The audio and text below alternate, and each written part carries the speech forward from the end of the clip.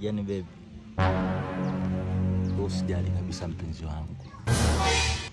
Haya makande sijui maharage na kukuletea kila siku, kuna siku yataisha tu.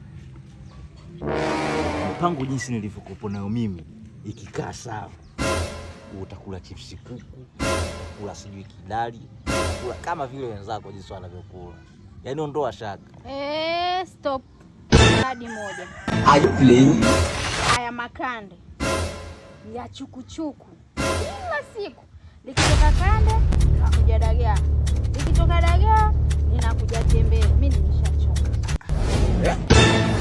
Sasa umechoka nini mpenzi wangu? Nimechoka kula mikande kila siku, usiku tumbo la unguruma kama gari.